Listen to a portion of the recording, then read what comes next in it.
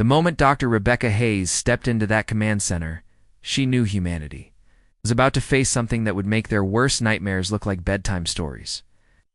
The acrid smell of fierce sweat filled the air as seasoned space veterans people, who had stared down asteroid storms and solar flares without blinking, stood paralyzed by what they were witnessing on their screens. Morrison's hand shook as he pulled up the full transmission log, his weathered fingers struggling with controls. He'd operated flawlessly for 2 decades. Rebecca, what I'm about to show you, it's going to change everything you thought you knew about our place in the universe. The main display erupted with data that shouldn't exist. Star maps showing human colonies that had never been built. Military reports from battles fought with weapons that had never been invented. Personnel records for soldiers whose names appeared in no earthly database, yet whose faces seemed hauntingly familiar to everyone in the room. You know that feeling when you walk into a room and forget why you came there? Now imagine that feeling. But instead of forgetting why you entered a room, you're forgetting entire chapters of human history. That's exactly what was happening to every person watching those impossible records. Scroll past. Lieutenant Taylor suddenly straightened at his console, his face draining of all color. Commander, I'm picking up massive gravitational anomalies throughout the solar system. Whatever's generating these signals, they're not just sending messages, they're physically here. The urgency in the room ratcheted up another notch as alarm systems began cascading across every station. Mars Colony reported strange geometric shapes, appearing in their underground tunnels, shapes that hurt to look at directly and seemed to exist in more dimensions than human eyes could process. Europa Base transmitted frantic messages about their ice drilling equipment, spontaneously carving symbols into the frozen surface. Symbols that matched no known language, but somehow conveyed meaning directly into the minds of anyone who observed them. But it was the transmission from Titan that truly shattered their understanding of reality. Earth Command, this is Titan Mining Station Alpha, came the panicked voice of Station Commander David Parker. Our deep core extractors just broke through into, I don't know what to call it. It's not a cavern. It's not a structure. It's like we've punched a hole into somewhere else entirely. And there are things coming through. Living things that shouldn't be able to exist in our reality. Morrison's training kicked in, but even his decades of military experience hadn't prepared him for managing a crisis that violated the fundamental laws of physics. All stations implement lockdown protocols immediately. Always. No one approaches the anomalies. Always. No one attempts communication with unknown entities. Too late. The communications array suddenly blazed to life with incoming signals from every monitoring station in the solar system. But these weren't distress calls or status reports. They were voices, hundreds of them, thousands of them, speaking in perfect unison across impossible distances. We have been patient, the collective voice said, each word hitting the listeners like a physical blow. We have waited while you played with forces beyond your understanding, while you reached into spaces that were sealed for your protection, while you ignored every warning your ancestors left for you. Rebecca's scientific mind raced, trying to process the implications. Commander, these signals are being transmitted simultaneously from multiple points across the solar system. The coordination required for that kind of synchronization suggests intelligence on a scale we've never encountered. Want to know what's really terrifying? What's in the alien intelligence that chilled everyone to the bone? It was the growing realization that this intelligence knew them, knew their languages, their history, their deepest fears and greatest hopes. It spoke to them not as strangers meeting for the first time, but as an old enemy addressing a familiar foe. You call yourselves the 8th iteration, the voice continued. And now it carried a note of something that might have been amusement. Your predecessors were more ... impressive. The 7th iteration lasted 3 centuries before we harvested them. The 6th managed 5. We are curious to see how long you will entertain us. The word harvested hit the room like a sledgehammer. This wasn't first contact with an alien civilization. This was a farmer checking on his crops. Morrison slammed his fist down on the emergency broadcast controls. All Earth Defense Forces, this is Deep Space Command. Initiate Protocol Black, full military mobilization. Treat this as an extinction level threat. But even as he spoke, the screens around them began displaying impossible images. Earth itself, viewed from space, but wrong somehow. The continents were the same, but the cities were different. Larger, more advanced, built with technologies that didn't exist. And then the view shifted, showing the same planet again, but this time the cities were ruins. Ancient, weathered, overgrown with vegetation that had reclaimed the works of a vanished civilization. Your memory is returning, the voice observed with satisfaction. Good, it is always more satisfying when the crop remembers its previous harvests. The images cycled faster now, showing Earth through what appeared to be different eras. Each time, human civilization had reached incredible heights, cities that floated in the sky. Ships that could travel between dimensions, technologies that bent reality itself to human will. And each time, those civilizations had fallen, consumed by entities that existed beyond the boundaries of normal space and time. Captain Williams. Her voice, barely a whisper, asked the question everyone was thinking. How many times have we been through this cycle? The answer came not from the alien intelligence, but from their own computers. Historical databases that had been corrupted minutes earlier suddenly blazed with recovered data. Archaeological records showing evidence of advanced human civilizations. Dating back millions of years, genetic analyses revealing that modern humans carried traces of engineering that could only have been performed by a species far more advanced than current humanity. They weren't the first humans. They weren't even the 8th iteration, as the voice had claimed. They were simply the latest attempt by a species that had been repeatedly harvested and replanted. Over and over again, across geological timescales that made recorded history. Seemed like a brief moment? The station shuddered again. More violently this time, as something vast began to materialize in the space around them. Through the viewports, they could see reality itself bending and warping, creating geometric impossibilities that made their eyes water and their minds reel. The harvest begins now, the voice announced with finality. We thank you for growing. So large, so complex, so deliciously aware. Your consciousness will nourish us for eons. And that's when Rebecca Hayes, brilliant scientist and logical thinker, did something that would save not just her own life, but potentially the entire human species. She started laughing. Not the nervous laughter of someone losing their sanity, but the genuine mirth of someone who had just figured out the most important puzzle of their career. They need us to be aware, she said, turning to Morrison with eyes bright with inspiration. Don't you see? They can only harvest conscious minds.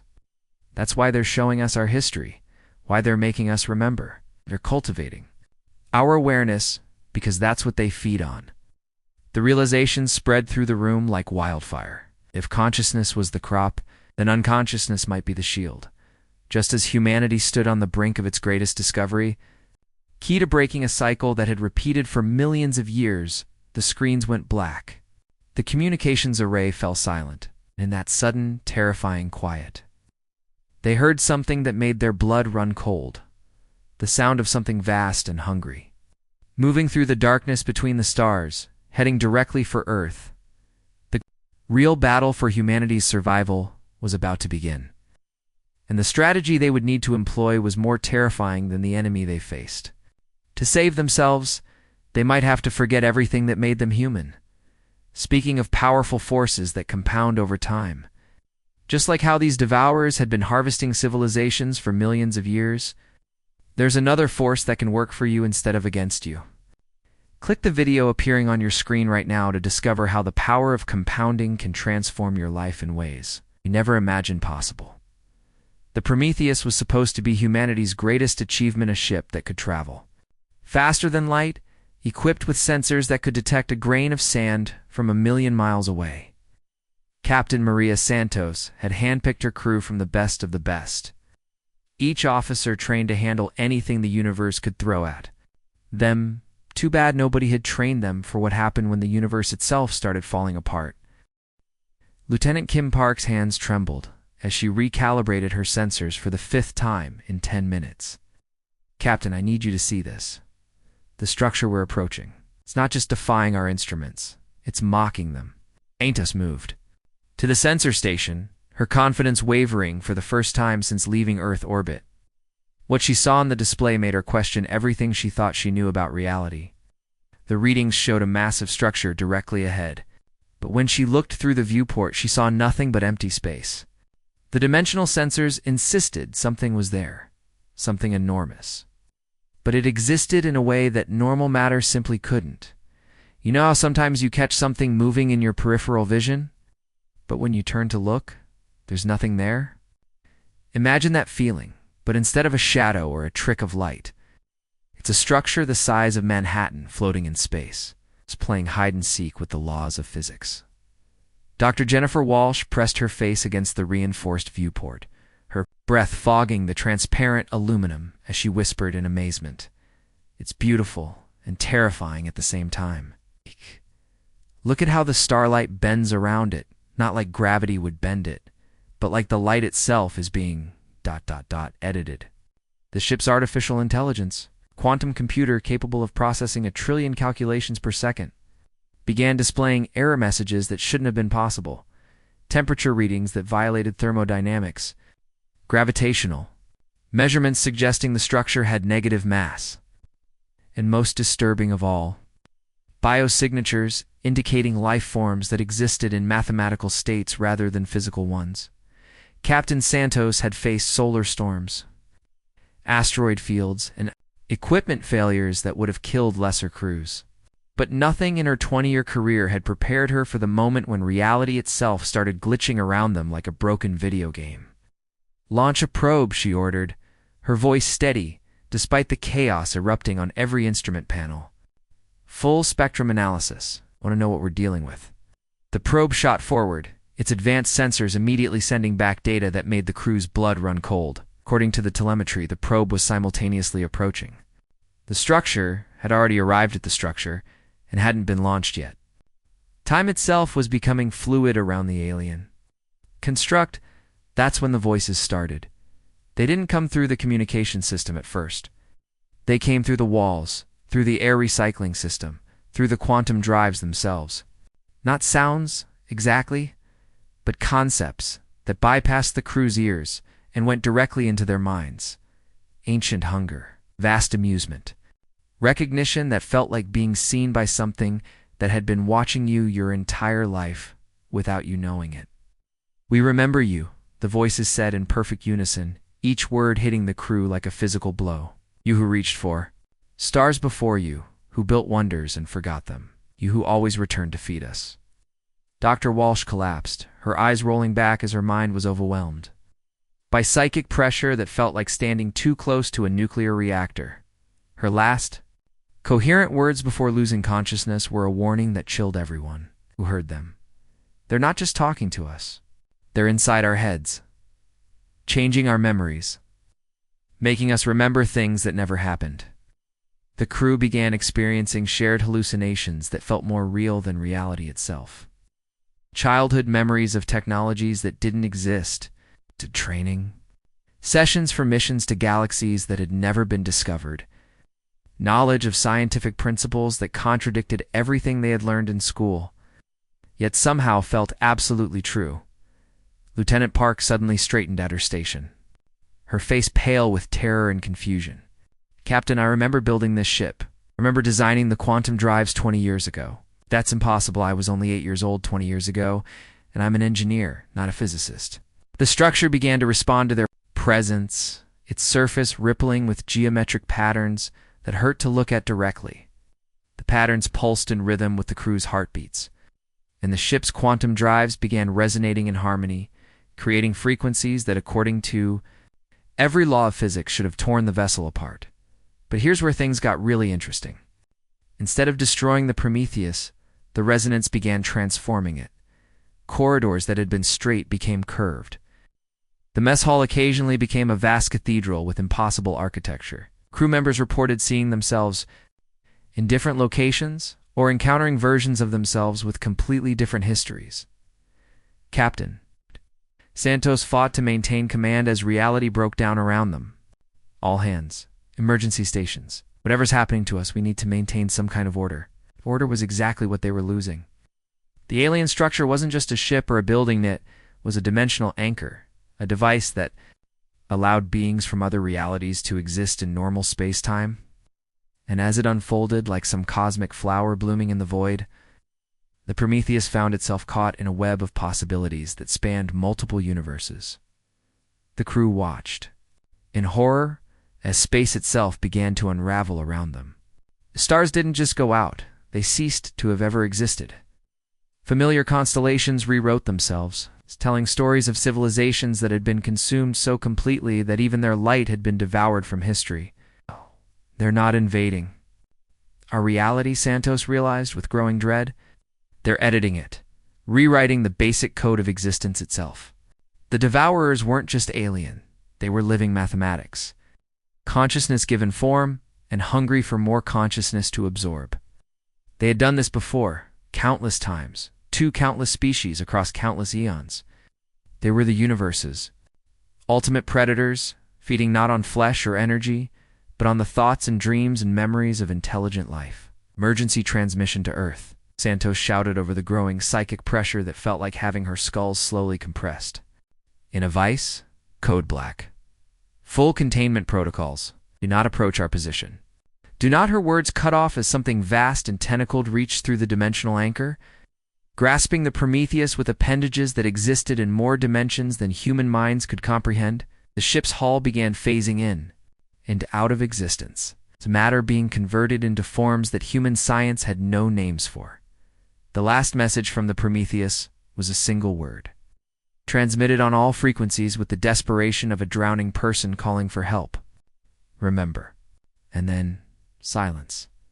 Back on Earth, the monitoring stations detected something that should have been impossible. According to their instruments, the Prometheus had never existed. No construction records, no crew manifests, no mission logs. Its greatest achievement in human spaceflight had been erased from reality, so completely that only a nagging sense of something missing remained in the minds of those who had built it. But Dr. Rebecca Hayes and her team on Europa had been prepared. They had isolated their systems, maintaining independent records that the Devourers couldn't edit. When the Prometheus was erased from existence, they still remembered. Its starting haze transmitted to the handful of scientists who had believed the warnings. They're not just destroying us, they're editing us out of existence, one memory at a time. If we don't act fast, humanity won't just die. We'll never have existed at all. The real war was just beginning, and it would be fought not with weapons, but with the power of memory itself. Just like how the Devourers understood the compound effect of consuming civilizations over millions of years. There's another type of compounding that can work in your favor. Click the video on your screen now to discover how the power of compounding can transform your life in ways that would make even cosmic predators jealous. Dr. Elena Vasca stood in the quantum-shielded laboratory on Europa, staring at readings that made her question everything she thought she knew about human nature. The memory anchor prototype hummed quietly in the corner, its crystalline structure pulsing with an eerie blue light that seemed to absorb thoughts rather than illuminate them. Around her, the last free-thinking humans in the solar system worked, frantically to save their species by destroying what made them human. The irony wasn't lost on any of them. They were about to commit the ultimate act of vandalism, racing humanity's greatest achievement, which wasn't their technology or their art, but their insatiable curiosity about the universe.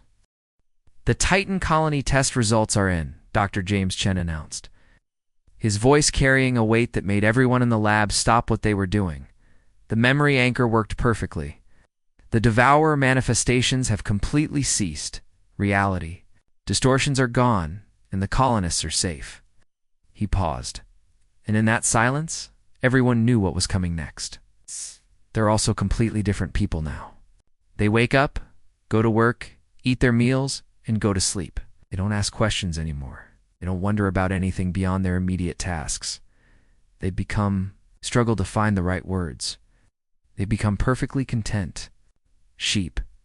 The transformation of the Titan colonists was both a triumph and a tragedy that would define humanity's future. Before the memory anchor activation, mining supervisor Robert Kane had been known for his innovative drilling techniques and his habit of staying up late to study geological formations that didn't make sense. Now he operated his equipment with mechanical precision. never questioning why certain rock formations seemed to shift when nobody was watching, never wondering about the strange harmonics his drills sometimes produced. You ever notice how the most interesting people are the ones who ask the most annoying questions? Well, imagine a world where nobody asks any questions at all. Oh.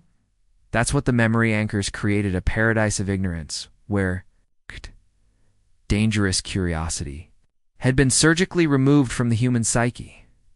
But the devourers weren't sitting idle.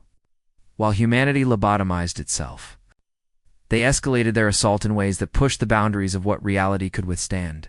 Across human space, the very fabric of existence began to unravel in patterns that the archive called narrative collapse. Communication officer Lisa Parker at Mars Command watched in horror as her console displayed messages from conversations that had never happened.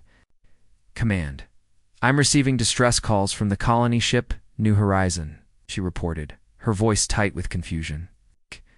But according to our records, that ship was destroyed 3 years ago, and the voices, they're reporting events that haven't occurred yet? The breakdown of causality wasn't limited to communications. Throughout the solar system, ships began arriving at destinations before they had departed. Colonists reported meeting themselves at different ages, having conversations with people who wouldn't be born for decades. Some unfortunate souls began aging backwards, becoming younger until they simply ceased to exist, leaving behind only confused family members who couldn't quite remember why they felt like someone was missing. Think about the most confusing movie plot you've ever seen. Then, multiply that by infinity. That's what daily life became for anyone not protected by the memory anchors. Time became a suggestion rather than a law.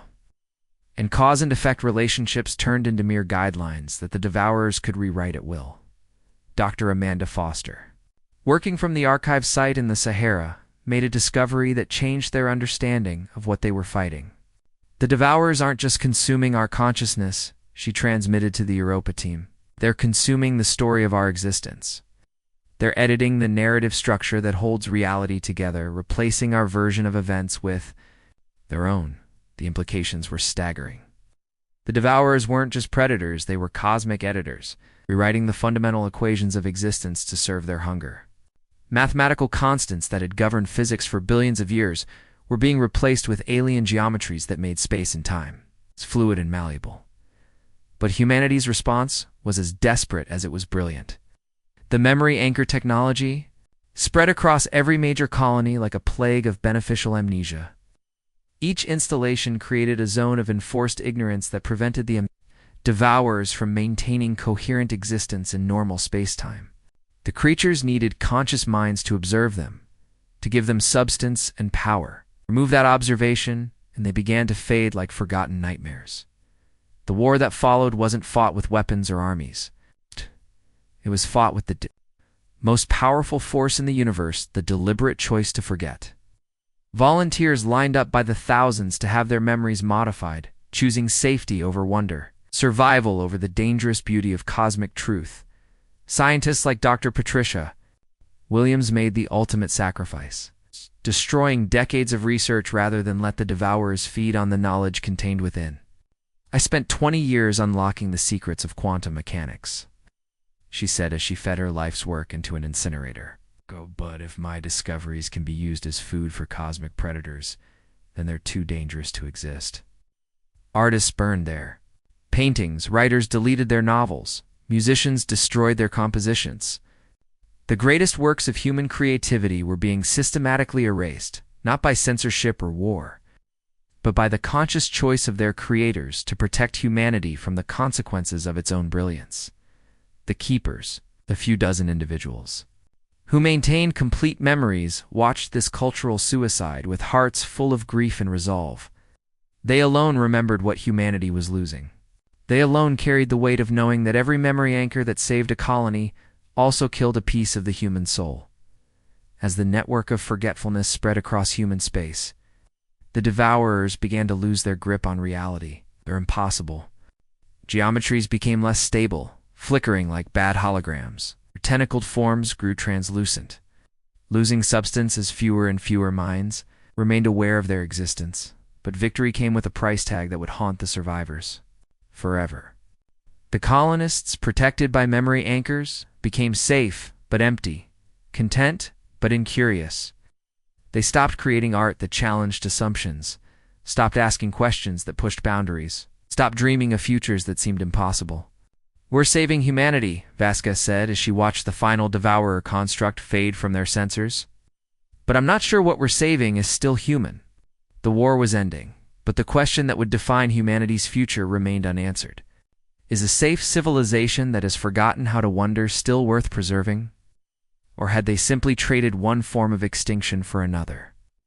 Just as the Devourers understood the compound effect of harvesting civilizations across cosmic timescales, there's another type of compounding that can work miracles in your own life. Click the video on your screen now to discover how the power of compounding can create transformations that would amaze even cosmic predators. The silence that followed humanity's victory over the Devourers was more terrifying than any alien invasion could ever be. Dr. Elena Vasquez pressed her forehead against the cold viewport of Europa Station, staring at Jupiter's great red spot, a storm that had raged for centuries with the kind of magnificent fury that once inspired poets and scientists alike. Now it was just a weather pattern, as emotionally significant as checking the temperature on your phone. 6 months ago, that same storm had filled her with wonder, its swirling patterns revealing the elegant mathematics of fluid dynamics that governed cosmic forces.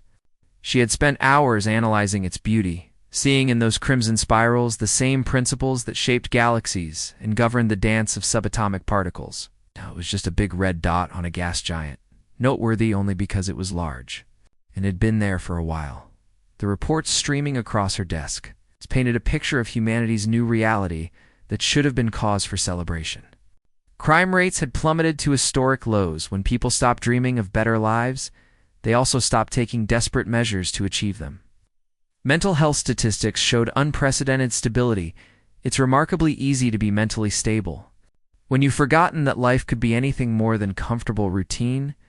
Productivity is through the roof, Dr. James Chen reported as he joined her at the observation window, his voice carrying an exhaustion that went deeper than physical fatigue. The Mars colonies are producing food with assembly line efficiency. The asteroid mining operations are extracting resources at rates we never thought possible. By every economic metric, we're more successful than we've ever been. But success, it turned out, tasted like sawdust when seasoned with the knowledge of what had been sacrificed to achieve it. You know that feeling when you walk into a room and can't remember why you came there? Now imagine that feeling, but instead of forgetting why you entered a room, an entire species has forgotten why they reached for the stars in the first place. That's what humanity had become, cosmic amnesiacs, who had traded their dreams for safety.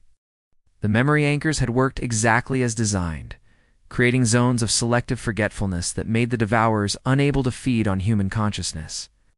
But like a surgeon's knife that saves a patient's life by removing a vital organ, the cure had fundamentally changed what it meant to be human. "The Keepers want another meeting," Chen continued, and Vasquez could hear the weight of an impossible decision in his voice.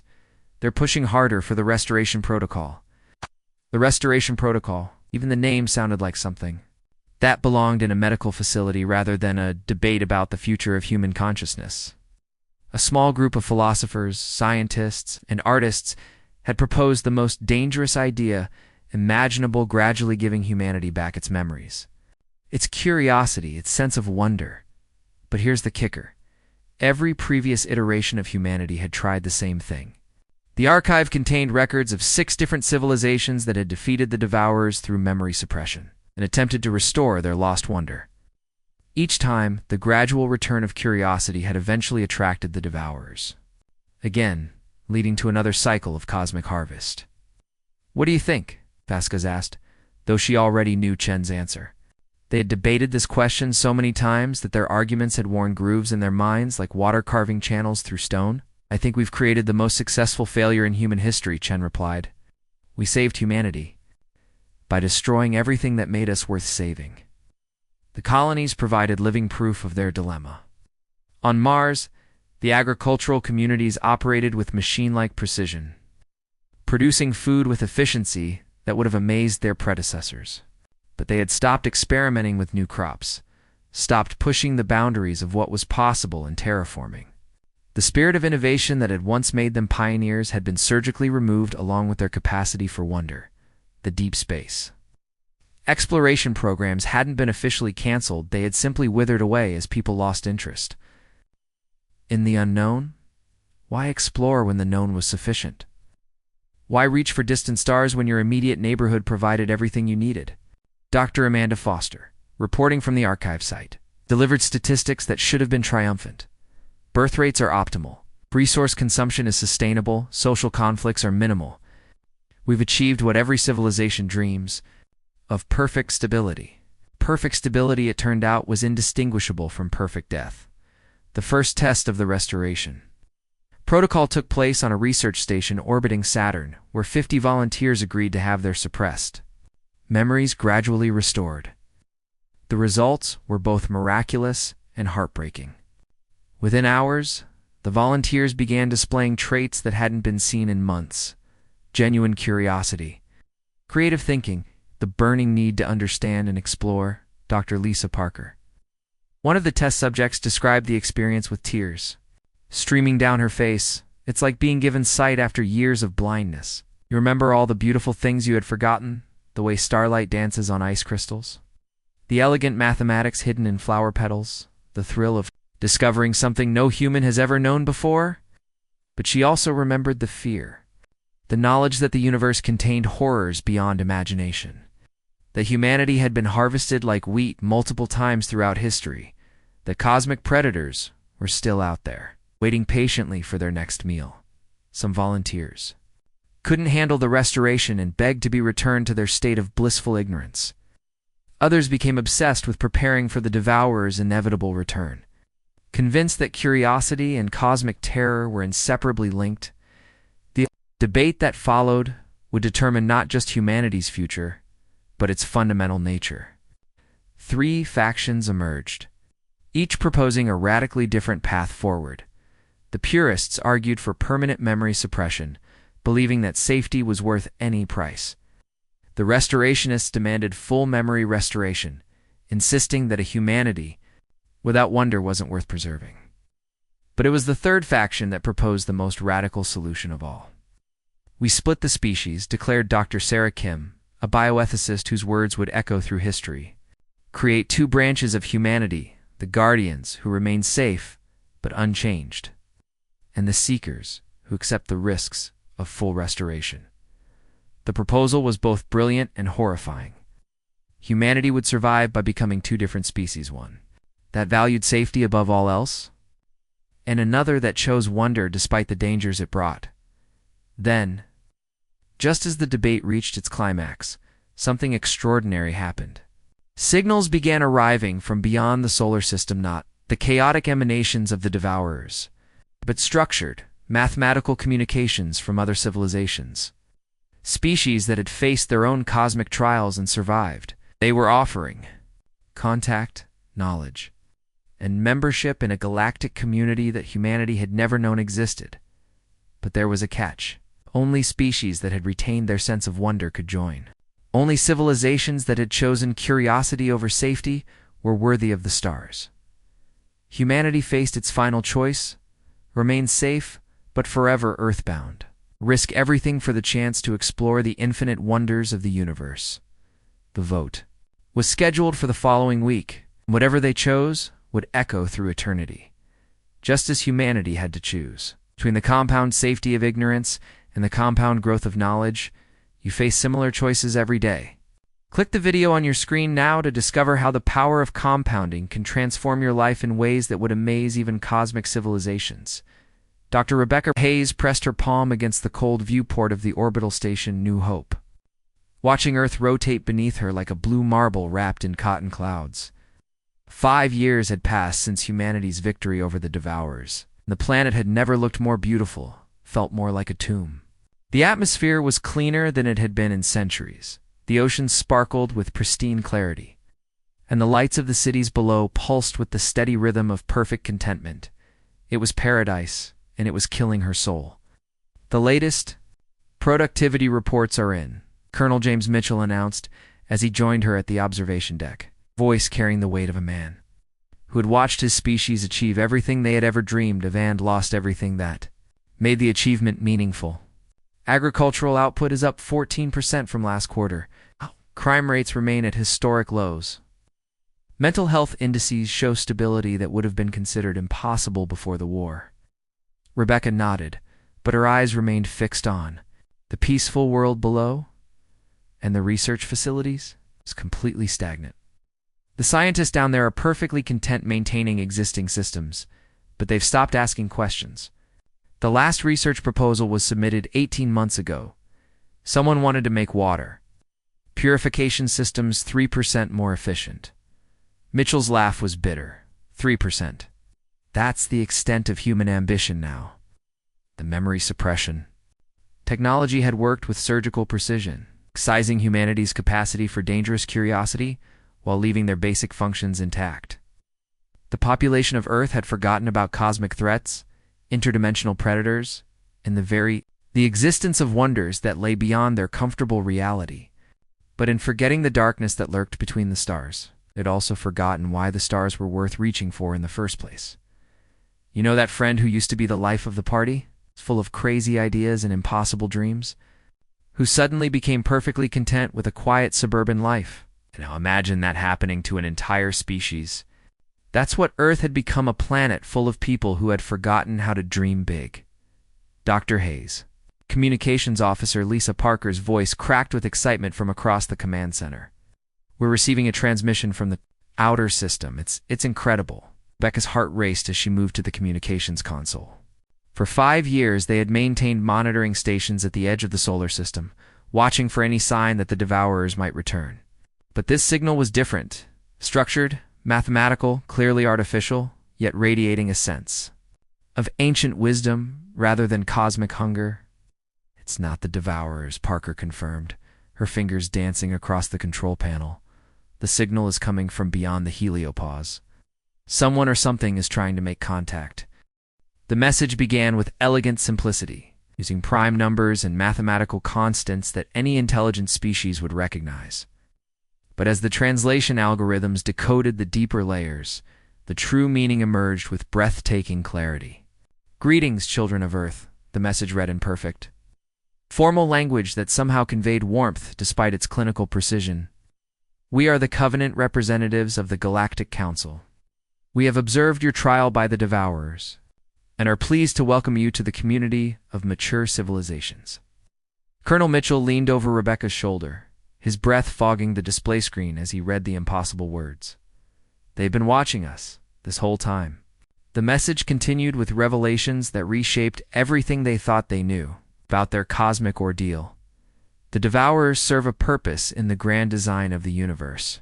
They are the testing mechanism, the filter that separates species, capable of handling galactic citizenship from those that must remain in protective isolation. You have passed the trial. You have proven your willingness to sacrifice your own nature for the greater good. Rebecca felt a mixture of elation and horror that made her stomach lurch. Humanity had passed some cosmic exam, but the price of success was everything that had made them worth testing in the first place. "An ambassadorship is approaching your solar system," the final line read. "Prepare for first contact. The stars await you." The next few hours transformed the New Hope. From a quiet monitoring station into the stage for humanity's first contact with an alien civilization. The few remaining members, perhaps 300 individuals, scattered across the solar system who had retained their complete memories, gathered via quantum communication to witness this historic moment. Below on Earth, 12 billion people went about their daily routines, completely unaware that their species was about to join a galactic community they had forgotten could exist. The Covenant ship defied every principle of engineering that human science understood. It existed in multiple dimensions simultaneously, structure flowing like liquid crystal, while maintaining perfect geometric harmony. But unlike the nightmarish constructs of the Devourers, this vessel radiated benevolent power and ancient wisdom. "Welcome, humanity," the Covenant ambassador said, as it materialized in the station's conference room, its form shifting between different humanoid species as it spoke. "I am Coordinator Zarthel, representative of the Council of Worlds. We have much to discuss about your future among the stars. Rebecca found her voice first, though it came out as barely more than a whisper. The devourers, they were working. For you, not for us. Zarthel corrected with what might have been a smile. But as part of the natural order, the universe is vast and filled with dangers that would destroy unprepared civilizations. Only species that have proven their wisdom through sacrifice can be trusted with the knowledge and power of galactic civilization. But we've destroyed ourselves, Mitchell protested, his military training warring with the overwhelming implications of what they were hearing. The people of Earth have forgotten how to dream, how to explore, how to reach for the impossible. Zarthel's expression conveyed something that transcended species, a deep, abiding sympathy for the price of survival. You have saved the many by sacrificing the few.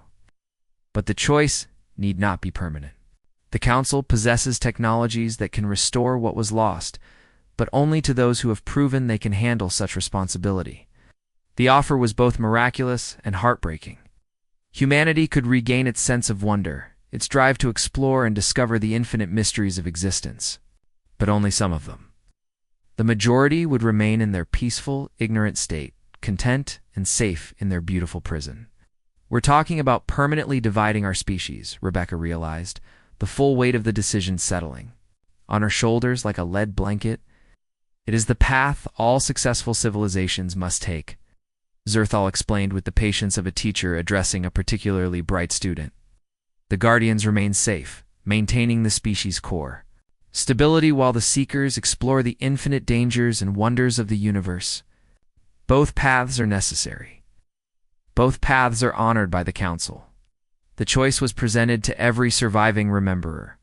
Remain as guardians of Earth's transformed civilization, or accept the Council's offer and become something more, explorers of the galaxy, representatives of humanity among the stars, carriers of the dangerous gift of cosmic curiosity. What about Earth? Rebecca asked, her voice breaking with the weight of a question that would haunt her forever. What about the people who have forgotten? They will be protected, Zarthel promised with absolute conviction. Their sacrifices earned them the right to peace. The Council will ensure that no harm comes to them, that they can live their lives in safety and contentment, forever shielded from the cosmic storms that rage beyond their awareness. The decision was unanimous among the rememberers. They would join the Covenant, becoming humanity's ambassadors to a galaxy full of wonders and terrors beyond imagination. Earth would remain under the Council's protection, its population free to live their quiet. Content lives without ever knowing what they had lost. As the Covenant ship prepared to depart, carrying the last dreamers of humanity toward an infinite future among the stars, Rebecca took one final look at the world that had given birth to her species. Earth would be safe, its people content, its future secure in ways that previous generations could never have imagined.